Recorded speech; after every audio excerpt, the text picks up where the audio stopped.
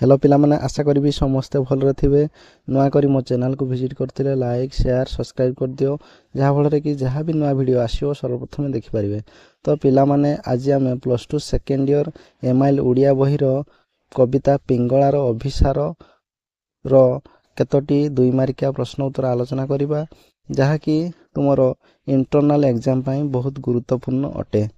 First question रहिछि पिला माने पिंगळा आपणा प्राणर आकुल पिपासा किपरि भूलिब बोली मन करिछि।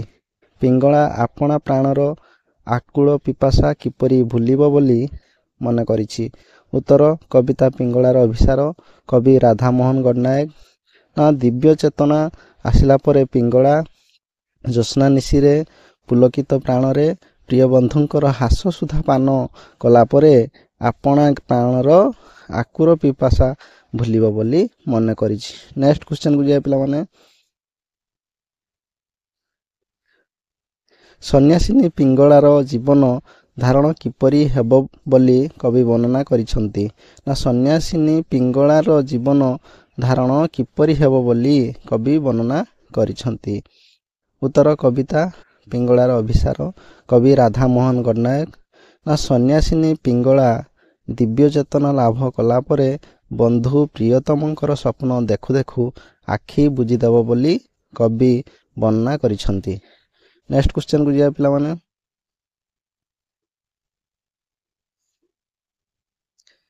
पिंगळा काहेकि निजकु सर्पिणी बोली कहिछि। पिंगळा काहेकि निजकु सर्पिणी बोली कहिछि। उत्तर कविता पिंगळार अभिसार कवि राधामोहन गडनायक। पिंगळा मनरे अनुशोचना आसीथिबारु से मने करिछि अमृतर संतान होई से धरापृष्ठ को आसीथिले भी सर्पिणी परी सृष्टि रे विषम विष ढाली देइछि तेणु निजकु से सर्पिणी बोली कहिछि। पिला माने वीडियोटी भल लागिथले लाइक और सांग मान को शेयर कर दियो। नेक्स्ट क्वेश्चन जिबा पिला माने नेक्स्ट क्वेश्चन रहिछि पिला माने मधुर मुरलीर स्वररे किए काहाकू काहेकि डाकुथिला। मधुर मुरलीर स्वररे किए काहाकू काहेकि डाकुथिला। उत्तर कविता पिंगळार अभिसार कवि राधामोहन गडनायक। मधुर मुरली स्वररे पिंगळा जीवनर प्रियतम पिंगळा को कुशल कालीमारू मुक्ति देबा पाई डाकुथिला। नेक्स्ट क्वेश्चन को जाय पिला माने विश्व परसमणि बोली कवि काहाकू काहेकि कहिसंती। उत्तर कविता पिंगळार अभिसार कवि राधामोहन गडनायक। विश्व परसमणि बोली कवि पतित पावन जगत बंधु भगवत सत्ता को कहिसंती कारण तांकरी स्पर्शरे पिंगळार कालीमा दूरेई जाई से पवित्र होई जिवो। नेक्स्ट क्वेश्चन को जाय पिला ने पिंगळा काहेकि पीरतीर अभिनय करिबो नाही बोली कहिछि। पिंगळा काहेकि पीरतीर अभिनय करिबो नाही बोली कहिछि। उत्तर कविता पिंगळार अभिसार कवि राधामोहन गडनायक।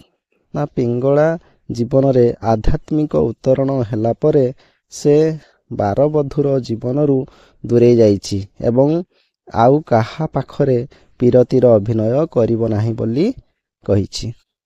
नेक्स्ट क्वेश्चन को जाय पिला माने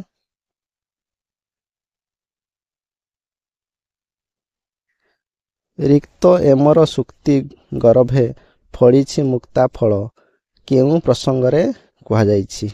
रिक्त एमर सुक्ति गर्भे फळिछि मुक्ता फल आ केउ प्रसंगरे कुहा जाइछि। उत्तर कविता पिंगळार अभिसार कवि राधामोहन गडनायक।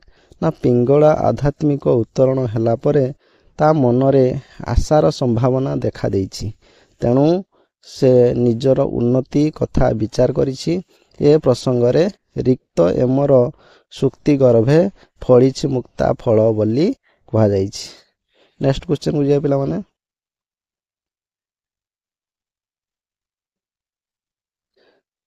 पिंगळार चेतना जाग्रत हेबारु आउ कोन लडा नाही बोली कहिछि।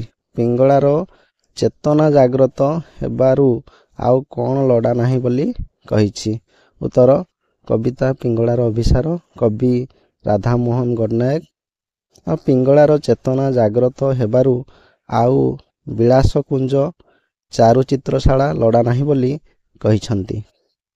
ପିଲାମାନେ ଗୋଟେ ଗୋଟେ ଲାଇକ୍ ହେଇଯାଉ ଓ ସାଙ୍ଗକୁ ସେୟାର କରିଦିଅ। ନେକ୍ସଟ କ୍ୱେଶ୍ଚନ୍ ଯିବା ପିଲାମାନେ। ପିଙ୍ଗଳାର ଜୀବନ ଯମୁନାରେ ଉଜାଣି ଉଠିଲା କାହିଁକି? ପିଙ୍ଗଳାର ଜୀବନ ଯମୁନାରେ ଉଜାଣି ଉଠିଲା କାହିଁକି? ଉତ୍ତର କବିତା ପିଙ୍ଗଳାର ଅଭିସାର, କବି ରାଧାମୋହନ ଗଡ଼ନାୟକ। କାହିଁ କେଉଁ ଦୂର ଦେଶର ମଞ୍ଜୁ ମୁରଲି ପିଙ୍ଗଳାକୁ ଶୁଣାଯିବାରୁ ତାର ଜୀବନ ଯମୁନାରେ ଉଜାଣି ଉଠିଛି। ନେକ୍ସଟ କ୍ୱେଶ୍ଚନକୁ ଯିବା ପିଲାମାନେ।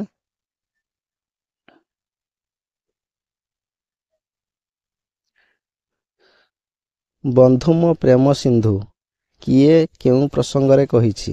ବନ୍ଧୁ ମୋ ପ୍ରେମ ସିନ୍ଧୁ କିଏ କେଉଁ ପ୍ରସଙ୍ଗରେ କହିଛି? ଉତ୍ତର କବିତା ପିଙ୍ଗଳାର ଅଭିସାର, କବି ରାଧାମୋହନ ଗଡ଼ନାୟକ।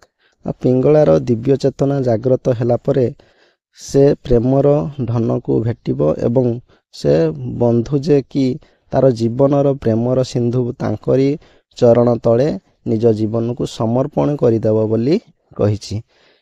ପିଲାମାନେ ଗୋଟେ ଗୋଟେ ଲାଇକ୍ ହେଇଯାଉ, ସାଙ୍ଗମାନଙ୍କୁ ସେୟାର କରିଦିଅ। ନେକ୍ସଟ କ୍ୱେଶ୍ଚନକୁ ଯିବା ପିଲାମାନେ। ରିକ୍ତ ଏମର ସୁକ୍ତି ଗର୍ଭେ ଫଳିଛି ମୁକ୍ତା ଫଳ ଏ କଥା କିଏ କେଉଁ ଉଦ୍ଦେଶ୍ୟରେ କହିଛି? ରିକ୍ତ ଏମର ସୁକ୍ତି ଗର୍ଭେ ଫଳିଛି ମୁକ୍ତା ଫଳ ଏ କଥା କିଏ କେଉଁ ଉଦ୍ଦେଶ୍ୟରେ କହିଛି? ଉତ୍ତର କବିତା ପିଙ୍ଗଳାର ଅଭିସାର, କବି ରାଧାମୋହନ ଗଡ଼ନାୟକ। ଏକଥା ପିଙ୍ଗଳା କହିଛି ପ୍ରତୀକ୍ଷା ଜନିତ ଯନ୍ତ୍ରଣାରୁ ବୈରାଗ୍ୟ, ବୈରାଗ୍ୟରୁ ଈଶ୍ୱରୀୟ ଚେତନା। ପିଙ୍ଗଳା ହୃଦୟରେ ଜାତ ହେବା ପରେ ସେ ଉପଲବ୍ଧି କରିଛି ତାର ପ୍ରାଣନାଥ ହୃଦୟରେ ଅଛନ୍ତି ଓ ତା ଶରୀର ରୂପୀ ଶାମୁକା ଗର୍ଭରେ ମୁକ୍ତା ଫଳ ଫଳିଛି। ନେକ୍ସଟ କ୍ୱେଶ୍ଚନକୁ ଯିବା ପିଲାମାନେ। କିଏ ପୁଣ୍ୟ ଜୀବନ ଓ ଭୁବନକୁ ପାପରେ ଭରି ଦେଲା? କିଏ ପୁଣ୍ୟ ଜୀବନ ଓ ଭୁବନକୁ ପାପରେ ଭରି ଦେଲା? ଉତ୍ତର କବିତା ପିଙ୍ଗଳାର ଅଭିସାର, କବି ରାଧାମୋହନ ଗଡ଼ନାୟକ। ନା ପିଙ୍ଗଳା ବିଷମ ବିଷ ସୃଷ୍ଟି କରି ତାର ବିଷ ରୂପକ ତାପରେ ନିଜେ ଜଳିବା ସହିତ ଜଗତକୁ ଜାଳିଦେଲା। ପୁଣ୍ୟ ପବିତ୍ର ଜୀବନ ତଥା ଭୁବନକୁ ପାପରେ ଭରିଦେଲା ବୋଲି କହିଛି। ପିଲାମାନେ ଇଏ ଥିଲା ତୁମର ପିଙ୍ଗଳାର ଅଭିସାର କବିତାର କେତୋଟି ଗୁରୁତ୍ୱପୂର୍ଣ୍ଣ 2 ମାର୍କିଆ କ୍ୱେଶ୍ଚନ୍ ଆଲୋଚନା କଲେ, ଯାହା ତୁମର ଇଣ୍ଟରନାଲ ଏକ୍ଜାମ ପାଇଁ ବହୁତ ଗୁରୁତ୍ୱପୂର୍ଣ୍ଣ ଅଟେ। ଭିଡ଼ିଓଟି ଭଲ ଲାଗିଥିଲେ ଲାଇକ୍ ଓ ସାଙ୍ଗମାନଙ୍କୁ ସେୟାର କରିଦିଅ। ଥ୍ୟାଙ୍କସ୍ ଫର ୱାଚିଂ।